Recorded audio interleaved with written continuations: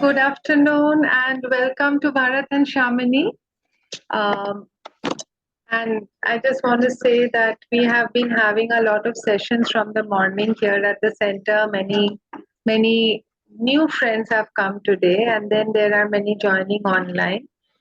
And this is actually a very fun session that we have now, connecting spirituality with the arts.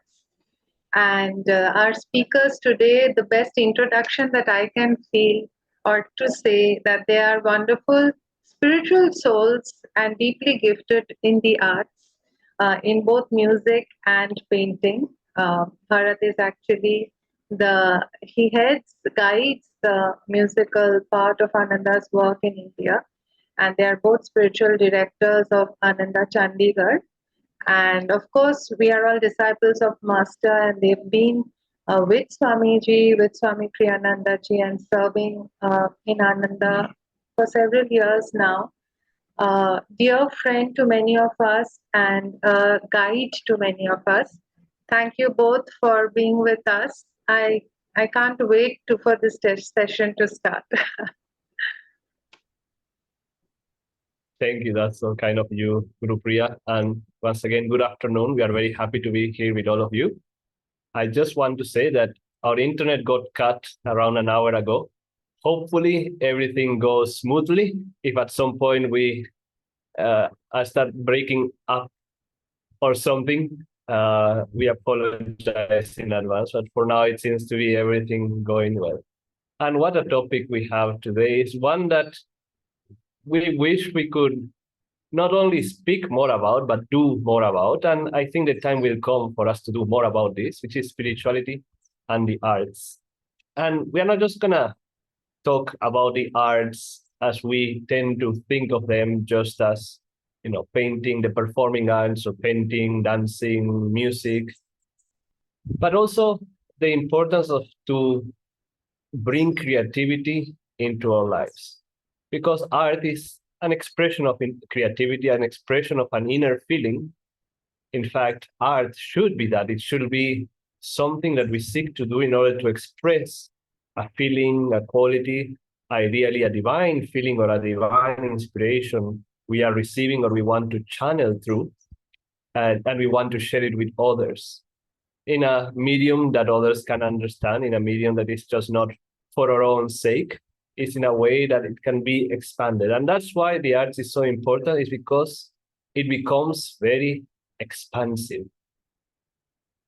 I have seen, we are lucky in the Chandigarh Center that Shamini, because of her magnetism with art, we have had a box, or now it's several boxes with art supplies.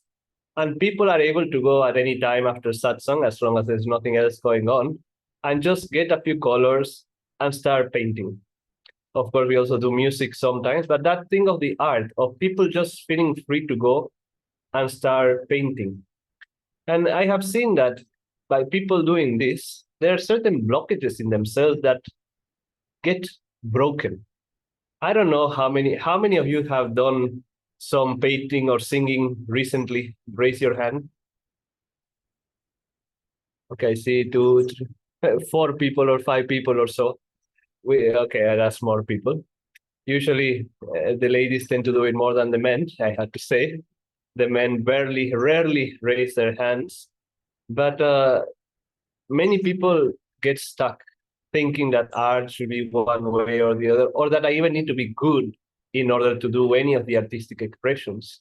But that's very false, because if you are going to perform in front of the prime minister or in front of a big audience, yeah, you have to be good. You don't want to just be there and doing whatever. But if you want to do it just as a means of self-expression, there is no age limit. There is no prerequisite. There is nothing of such. And you will see that just by doing a little bit, your heart can open so much. We are so much on the head all the time, thinking about this, about that, this meaning, that meaning. Art goes beyond all of that in all its forms.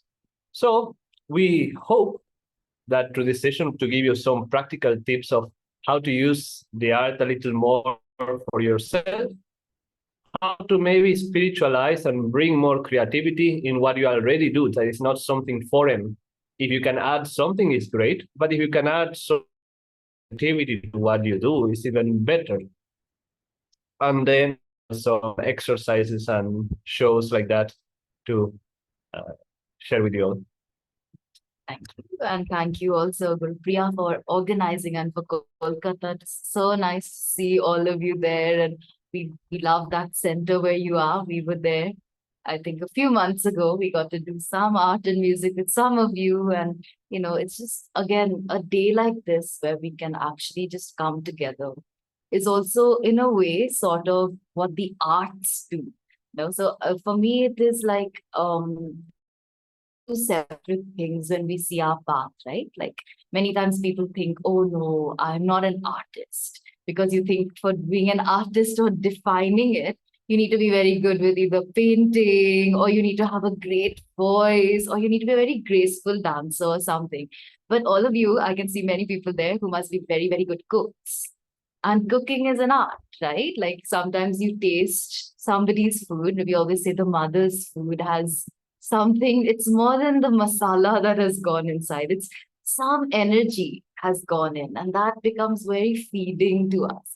We love Bengali food. We have been there to have many times. And, again, it's more than obviously someone's food versus another. And there's something that makes it extra special, and it's the energy which goes into it. And this is something actually very much that Swami Kriyananda emphasized. And you'll see if you note a lot of our Ananda devotees, let's say even Naya Swami's Jyotish and Devi, who maybe you all know, but in case you don't, they are right now heading the work of Ananda after Swamiji.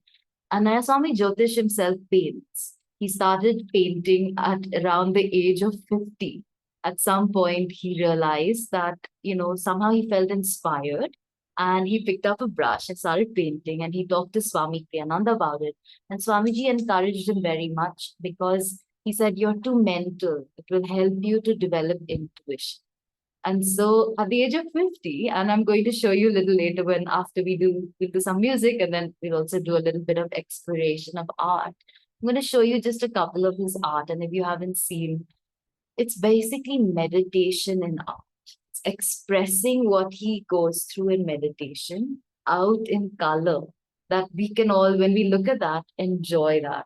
So it's sort of like cooking. It's sort of like, when an artist uses their energy in a way to lift others up, you can feel it, right? And certainly with music, it's very easy to tell if you all have been to, I don't know, some shopping mall or something. And, in the food court, it's very like this kind of music. So you feel like you're shaking, after you're eating your food. Versus if you come, I think, to the center and you're having prasad there, it's a very different way you're absorbing with the beautiful music that Gurupriya has been playing the whole day.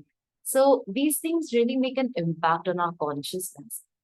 And, just to introduce the last part of it, I was just thinking, one of our teachers, Naya Swami Asha, she shares very much on the arts. And there's something which she shared, which I thought was very important for us to tune into.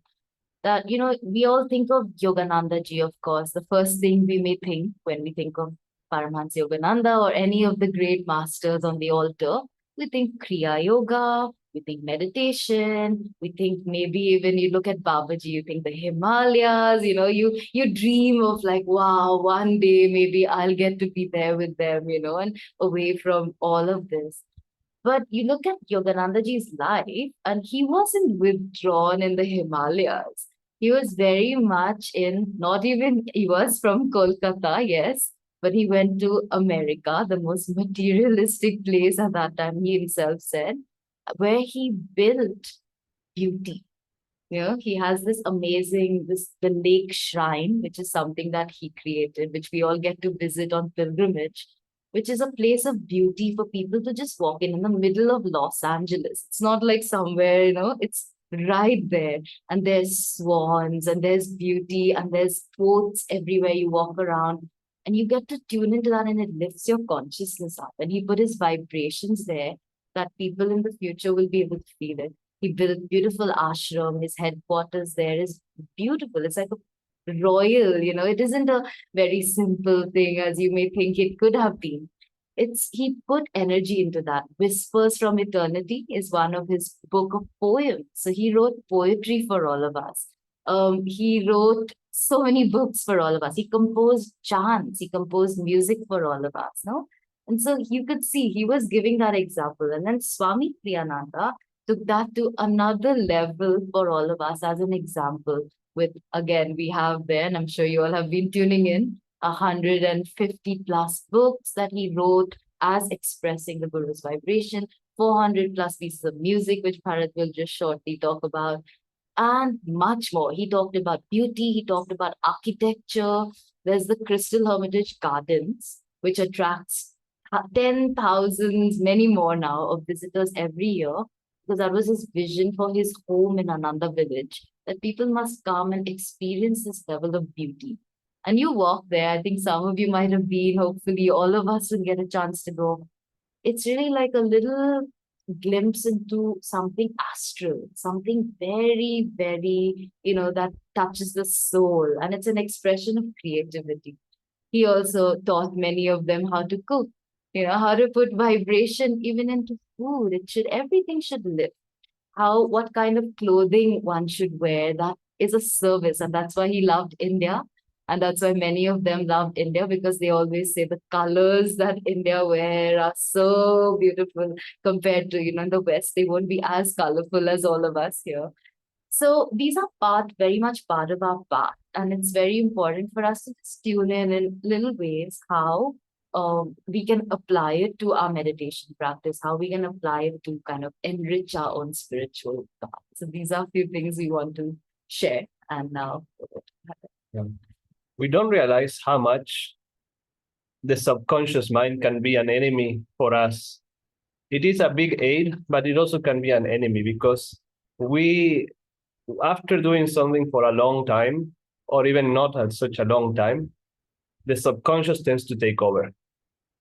Those of you who have meditated for more than a week, you will realize after you know the techniques and all that, you can automatically start doing it. And we know that when you meditate automatically, you are not really meditating much, because you are not using your conscious awareness, your conscious will, your devotion. Those of you who have Kriya, we understand also that if we do practice or Kriya subconsciously out of habit, it will not do much. And the subconscious mind can go into everything, even into the arts. A painter can go and start saying, oh, this is the way I always do it, so I'm going to do it the same way always.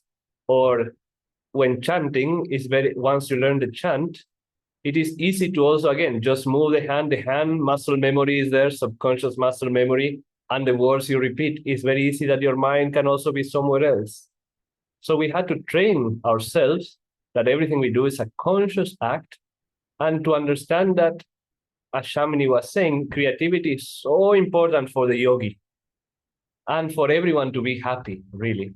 But even for the yogi, we are not always able to bring freshness into our practices, new energy, new fresh energy, originality.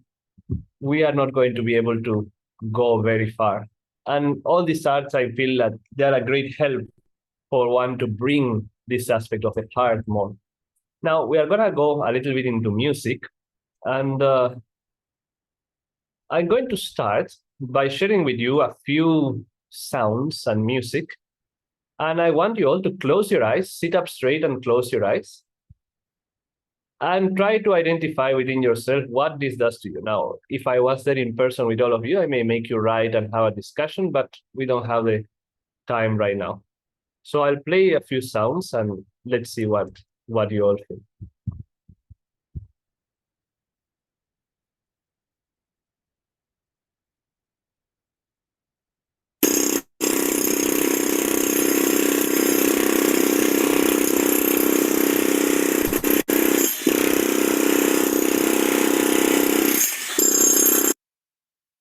That's one. Just keep your eyes closed. Now let's go to the second.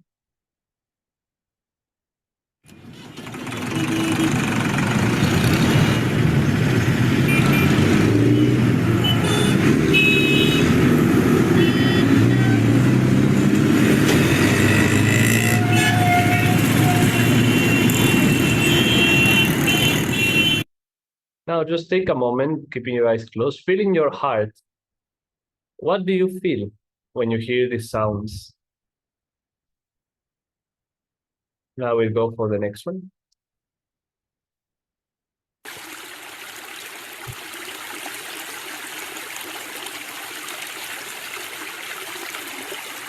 Then concentrate in the heart.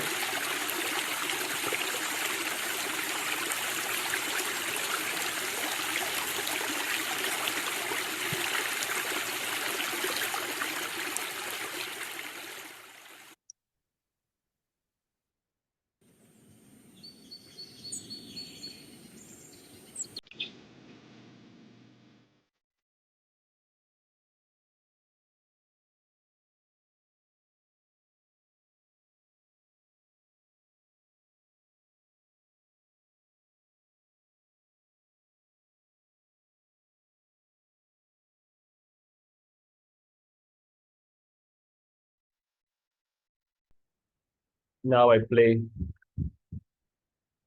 Well, actually, before playing, let's just open our eyes for a moment. And this is probably a big contrast. Now, for those of you who are in Kolkata or any big city, I think the first two sounds are very familiar to you all. Are they not? Do they make you feel good?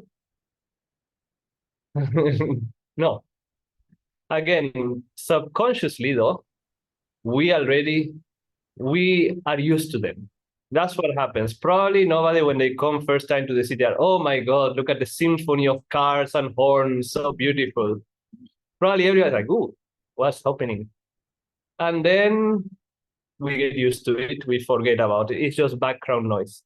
Unless it's very, very bad. Like, for example, at our center in Chandigarh, there's been construction next door for the last almost 2 years.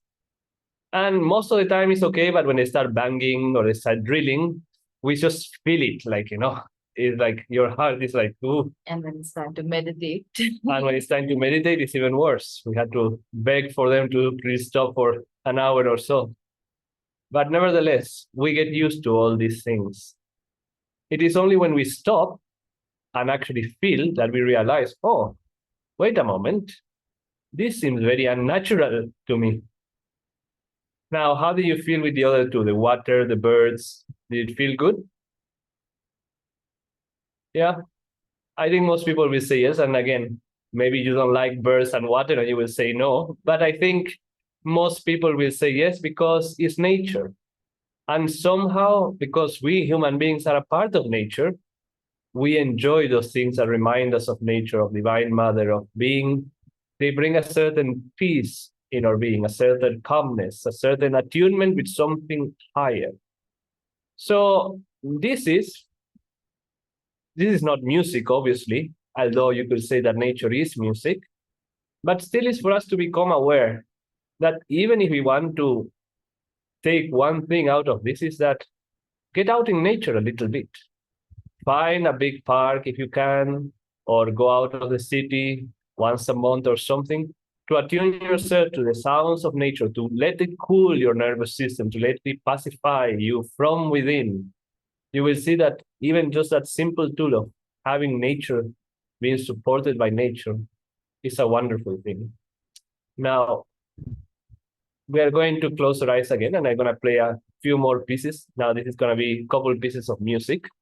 And oftentimes I play one that is quite restless, but this time I'm not going to do that. I'm just going to play two for the sake of time. So close your eyes. Again, feel your heart.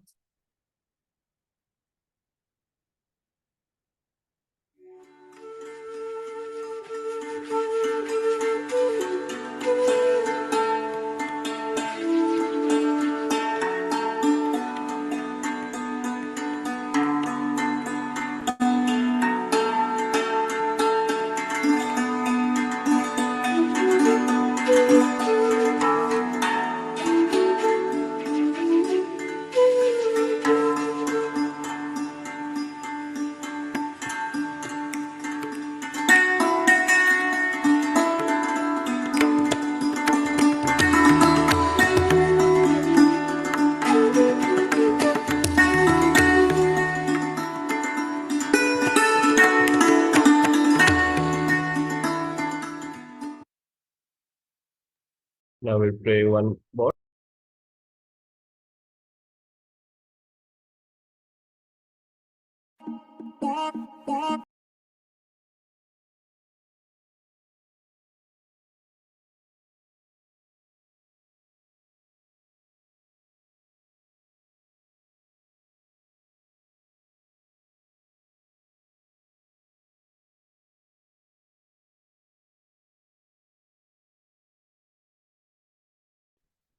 One more.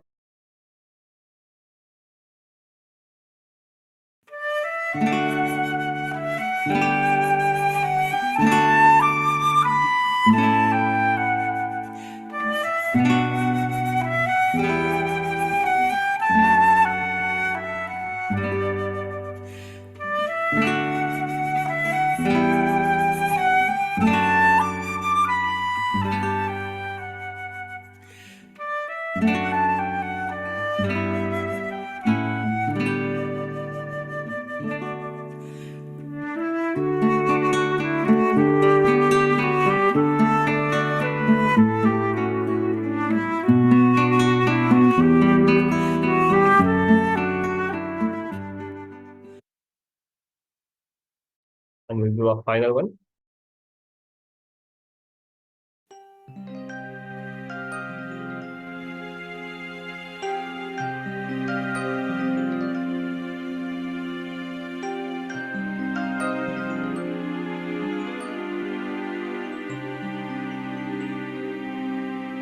I've roamed the far hills and learned many skills. I've wandered on many a shore. Though often I've thought I'd gained what I sought, a voice always said, there's more. Go sing with the sun and dance with the moon. Go ride on the highest star. The reaches of space lack one special place. It's there that my heart did soar. Okay, you can open your eyes. And what do we have here? Now, I say I wasn't going to play that restless one, but we did after all. I got convinced to do so. I think the first one you heard, it was a flute with a santur. I think you probably felt it was quite peaceful, very melodious and peaceful and uplifting. Then we play what I always generalize and I say a Bollywood song. I just call a certain kind, just a Bollywood song. I don't know if I'm right or wrong. And, I saw Sumitrati was like dancing a little bit. Okay. And maybe many of you at the Kolkata Center also thought, maybe also I want to dance, but because other people were around, you did not do that. But it does make you feel like that, isn't it so? It makes you feel like I found many of these Bollywood songs are very dancey, very like that. They're kind of cheerful songs, isn't it so? Now, are they uplifting songs? Well, not necessarily. Are there songs that bring you inside, that let you touch something deep within yourself? I would say rarely so. Even though we kind of like them, they don't really help us if our goal is to be at peace, if our goal is to be a little more content. Because most of this popular music that we have these days, it really emphasizes the ego, emphasizes the emotions, emphasizes going into this world and getting your way, which we know in the end doesn't really bring happiness. It doesn't bring actual fulfillment. And we had to understand that music, like we were saying with the traffic and all that, that has a certain impact in you subconsciously. This exposing ourselves too much to this kind of music will also have a negative impact in us. Suddenly it will awaken desires. Suddenly it awaken, negative emotions like anger and overexcitement and fear. These are very real things that this particular music brings out in you, even though at the beginning it seems like, yes, I want to dance. Well, because we are putting so much energy outside of ourselves, it's going to come back in some way or the other. And usually the highs, then they'll go to a low, like we say in the law of duality. Overexcitement in an outward way will bring you a moment also of dipping down into something lower. So we have to be careful. I'm not here to tell anyone what they should or they should not do. Then we played another one of flute, more Western style. And again, I think it has a nice calming, flowing. Probably you listen to some of these pieces during the intermissions today. And then the last one, it was a piece where Swami Kriyananda was singing. And I put that there because at some point we all have to realize that art and creativity are really not about what we do, but how we do it. The artist is much more important than the art in some way. Because anything that has to flow, that is going to come in your voice, that is going to come in your painting, in your dancing expression, has to flow through you. You are the channel. And if you have not purified yourself or are not trying to express something high, that's not what is going to come out. You cannot trick, you cannot cheat with energy. People who are sensitive will actually feel it. In fact, some people do almost nothing and you can feel so much love coming from anything that they do. Whereas some others try very, very, very hard, but it's just more a show that they're putting on. Or they are really trying, but they're not there yet, which is okay. If we are not there yet, it's okay. At least we are trying our best. But that is something that we all have to understand. I will really encourage you, if you are on a spiritual path, to pick up something like chanting, like singing these uplifting songs, because when you let it flow through you consciously, it has tremendous power to change you. Subconsciously also, but less so. Like now, when we were listening to these songs consciously, you could probably feel much more their effect in your own energy. And I think that's something very important that we all must do sometimes, because I suppose maybe past incarnations or whatever, I enjoy some sort of European medieval music. But I enjoy it purely because it awakens something in my heart, like almost like a long gone memory. Maybe I was in those times at that time. I have no idea. I'm not saying that is the case. But I know if I go into it, it's just purely the emotions that are at work. And sometimes, I still go into it and I listen to it and, maybe I become teary-eyed with it. And then I switch to some of Swami Kriyananda's music. And it's amazing from that feeling of maybe longing for the past or whatever, the feeling transforms immediately to longing for something higher. Longing for God, longing for moksha, whatever it may be. The effect that it has is so immediate in my energy that it's like, wow, this is really powerful. And I encourage you all to do some singing and listening consciously, because that way only we are going to be able to see what these things do to us. So whatever you expose yourself to in terms of sounds and music, pay attention. And that's something we all can do, is change what we are exposing ourselves to. Even if you don't feel like singing and all that, at least you can change what you expose yourself to in this way. Now, we are going to invite you to do a little song with us. It's not going to be much of a song now, because we are visiting family. I don't have my guitar here, but we are going to sing one of Swami Kriyananda's songs called The Secret of Laughter. And many of you may know this song. We are not going to send you all the lyrics. Maybe that can be done later, of the entire song, because that's quite a bit of words. But we want you all to sing the refrain, which is very easy. It's Luru Luru Lero, Luru Luru Lai. Joy will come to anyone whose heart has learned to fly.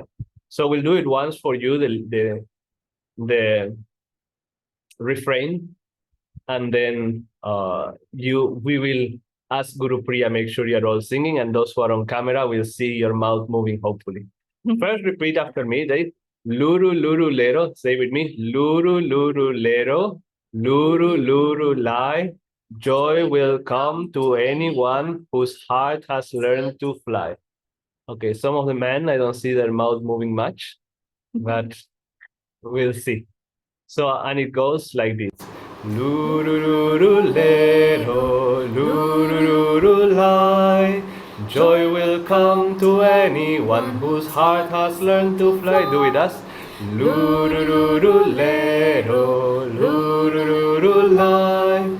Joy will come to anyone whose heart has learned to fly. Okay, so now take a moment and once again, close your eyes, feel your heart for a moment, feel your energy for a moment. Okay, and now open them. And we are going to sing the verses and then you sing the refrain with us. Sounds good? Give a thumbs up. Okay, great. Very captive audience. Let's see if we can make Sumita dance again. Thus, the secret of laughter lies in the laughing, not in the search for joy. It's a swallow winging on the wind, it's innocence in a boy. Lurururulero, lurururulai. Joy will come to anyone whose heart has learned to fly. Lurururulero, lurururulai. Joy will come to anyone whose heart has learned to fly. Joy in the singing, not in the song, welcome never fade. Think that laughter lies in fling to things you'll be but a slave. Lurururulero, lurururulai. Joy will come to anyone whose heart has learned to fly. Lurururulero, lurururulai. Joy will come to anyone whose heart has learned to fly. Joy in the giving, not in the gaining. Grasp and you'll never sing. You could win the world and still be poor. Win peace and live like a king. Lurururulero, lurururulai. Joy will come to anyone whose heart has learned to fly. Lurururulero, lurururulai. Joy will come to anyone whose heart has learned to fly. Sing when the sun shines, sing when the rain falls, sing when your road seems strange. In a tempest seize the lightning flash and ride the winds of change. Lurururulero, lurururulai. Joy will come to anyone whose heart has learned to fly. Lurururulero, lurururulai. Joy will come to anyone whose heart has learned to fly. Lurururulero, lurururulai.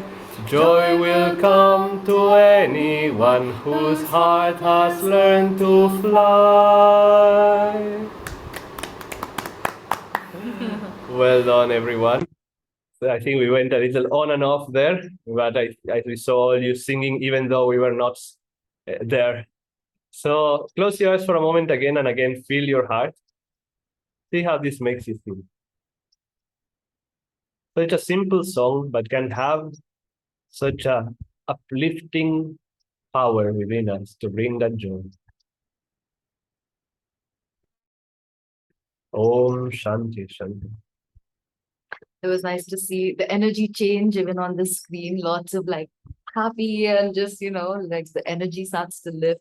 So this is just, again, one of the power of uplifting, a way to pay attention in ourselves. Sometimes you may think it's good for you, but then later you crash. Like you were saying, he listens to medieval music, which still seems, some of us may be listening, I don't know, what you grew up with, or maybe your teenage songs, or if you hear some songs in the mall again, or in these restaurants nowadays, you think maybe it's good for your energy, but then you kind of find that crash afterwards. And it's good to pay attention, as meditators, as spiritual seekers, it's good to pay attention to all these influences around us, no?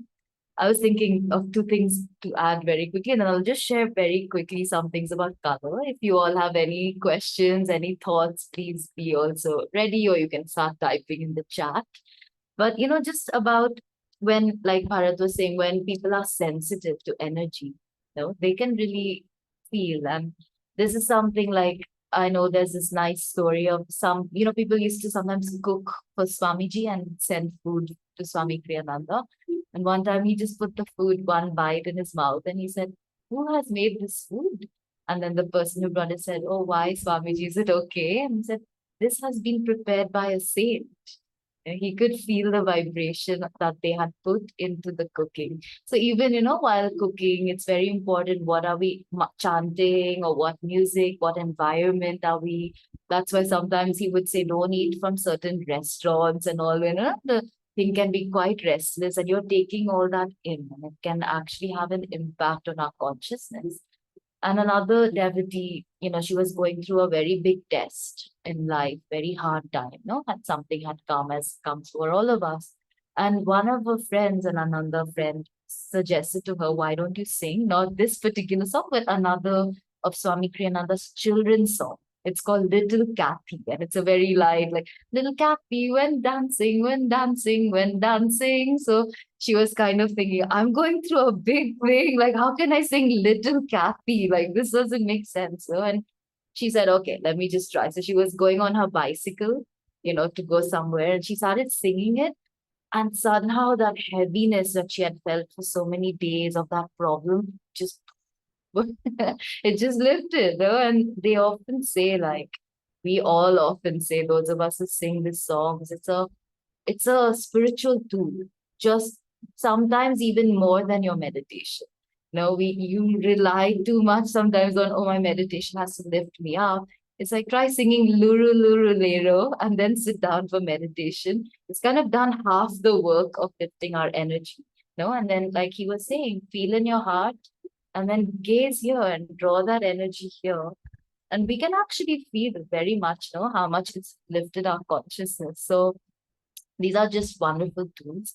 Now, very quickly going into color, because that is one part of it. And I won't talk too long because, again, music, Swamiji said, is one of the main art forms that has the fastest impact and the biggest impact on us, right? Because you're actually listening, and just pay attention. If any of you take an Ola or Uber or something, sometimes you sit in the car and the guy has this loud music. Like, we live in Chandigarh, so you can imagine this very Punjabi music playing, and we often have to tell them, like, oh, can you plug our music in or something? Because your energy is just kind of going like this. So just start to pay attention. But even colors is something that, we may think, oh, okay, why do I have to pay attention to color? But look at even the clothes we are all wearing, Right now, you can look around you. I can see very beautiful colors actually there. It's a big part of our life. Look around you. The colors on the wall, the colors on the picture, all of that actually has a huge impact on us. And there's been amazing studies done, in especially the US and all. They used to have this lot of problems with people dropping out of school or heavy, a lot of drugs and whatever, those kind of problems with schools. And then somebody did a research and they actually painted the school like bright, happy colors. And they started to notice that the violence went down, the attendance went up, the kind of way that people were with each other was better. So very interesting, just the color, instead of having this kind of dry, muddy or gray or whatever, concrete, you just make it a little uplifting and suddenly the whole thing became more happy. So certainly another thing with paintings, sometimes we don't realize what paintings are around us. Sometimes we like to do this little exercise. If you go to a nice hotel, a very nice, and then you look at some of the paintings on the wall and you're like, but why? Yeah, it's like, why don't they get, Nayaswami Jyotish art or like Dena's art or Guru Priya's art? Yes. And Gurupriya is a wonderful artist. I keep on telling her whenever she sends me pictures of the Kolkata art there, I'm like, where is your art? I want to see your paintings there. So all of you must poke her over there in the center to put her art out. But just art, as like he was saying, just like music, Swamiji would say, one line can be drawn if the person is feeling sad. That line will give a feeling of sadness to anyone who's sensitive. Or if the person's feeling happy, it will uplift you. Very interesting. And so imagine a painting. You're conveying consciousness through that. And he would say, the art that you keep around you, the colors that you wear, the colors that you have around you should be like your friends. And that's such a nice way to think of it. No, it's like my friends. I'm here, they are with me. I'm there, I'm to spend time with them. And when we moved to this house, now it's been 3 years we are living in this place. I kind of made our living room, because that's the only place I had to paint. I also do art. And I made that living room into a little Ananda artist's room. So I got some art from Jyotishji and from Dana, and there's so many artists. There's one from Gurupriya right in the middle, which she gifted us. And it's just, lots of Ananda art only. And it's very interesting because I took a seclusion there some months ago. So I was just sitting there alone in that room in the seclusion time, and I had Swamiji's music playing. And all of a sudden, I felt like those paintings were there to help me in my effort to go deeper in meditation and deeper in this vibration with this path, and it was like they were there to support my consciousness. So that was the first time that impacted me, what Swamiji said. The paintings you surround yourself with, the art, the colors should be like your friends, And so see like how we can do that. And the last part of this is a very beautiful book, Living Wisely, Living Well, which has daily quotes for, every day we can read a little bit. Sometimes we share these in different WhatsApp groups. I don't know if in Kolkata you're doing, but he gives us in the month of May on different colors of the rainbow. And I just wanted to share that with you very quickly, because he talks very nicely about, like the colors of a rainbow can not only just affect us visually, but they can affect us energetically, right? That is to say, in our aura. And he says, if you surround yourself with those rainbow pure colors, that can induce good emotions, happy feelings. It can bring out those qualities that we're trying to develop in ourselves. Whereas if you have muddy colors or you're wearing something heavy, it can actually have an impact on our mental clarity, which is very, very interesting, isn't it? Also, Davide has worked a lot with flower essences, and you all have that in the center. Even though the subtle vibrations and the uplifting quality of the flower, of the fruit of that particular thing, gives us certain spiritual qualities. So similarly, colors can really do that. And so he says, for example, if you see, right, like let's just take the color orange. So orange can generate enthusiasm if it's in its pure uplifting form, but it can also be irritating if it has that particular extreme bright, like that tendency of look at me, like he says, when you see the workers on the road, they're wearing those orange so that no car will come and hit them. So it can be quite to the eye. But if it's a particular uplifting pure shade, like from the rainbow, right, it can generate enthusiasm in us.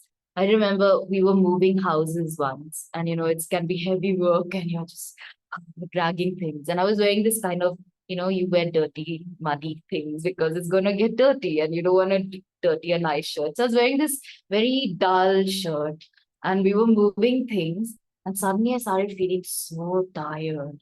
And then somebody who was with me just pointed out, it's like, why are you wearing that color? Why don't you go change? So I happen to have in my cupboard this very nice bright orange shirt for some reason. So I just put that on.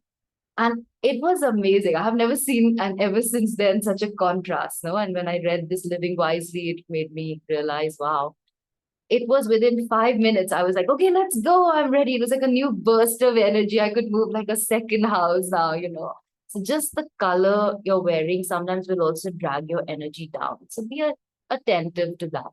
Colors that are a little muddy, heavy, darker, they will pull our energy up. When you're sitting to meditate, use the more maybe meditative colors. And this is also, he suggests, the higher chakra colors. And you're going to have a session on chakras very soon, like blue, indigo, violet.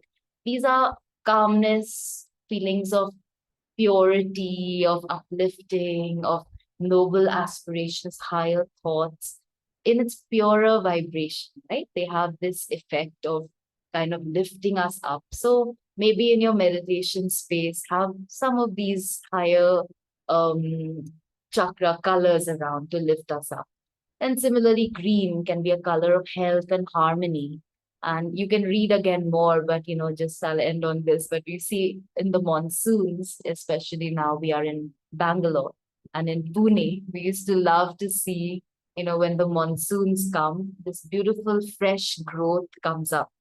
And it's this beautiful bright green shades everywhere. It's just so, and there's water flowing, and that's the monsoons in India. And it's very, very healing to us, that pure shade of green. So these are just nice to see also, not only how do these colors affect me, but how can I absorb from these into my energy? What can I do to uplift my energy using some of these colors in that way? So that was there. And we just wanted to share with you 2 or 3 paintings of Jyotishji, and then we will be ready to close. But if there are any comments, any thoughts, please feel free to share. So here are just 2, 3 art by Nayaswami Jyotish, and you can also Google art by Jyotish. If you just type that, art by Nayaswami Jyotish, you'll get his website. And I would encourage you, please explore, how he's done. Very simple, but he purposely uses bright colors, again, to induce what we were just talking, to uplift people, in that way. And if you see, he says this very beautiful thought that he does, like he places like the moon. You see the placement of the moon there. Says he puts it just above the horizon. Like when we do meditation, we try to gaze a little bit up at the spiritual eye, right? And so he says he tries to lift people's gaze up to that point, and that's where the energy also lifts up in the spine through this art. So this was one really beautiful. And then this is another one, just lovely colors, very expansive, and you can feel this could easily become my friend, right? It could help me in times where I need to expand, where I need to lift my energy up. And this is the last one, which he did this recently. This is of Samadhi, the poem Samadhi by YogAnanda. So again, just that expands. So explore these, have a look at these, have a look at exploring this music in your life and see. Also, I will suggest you all connect with Guru Priya, anybody at the center, to help you with Radio Ananda. That's available to all of us. It's a free app which you can get.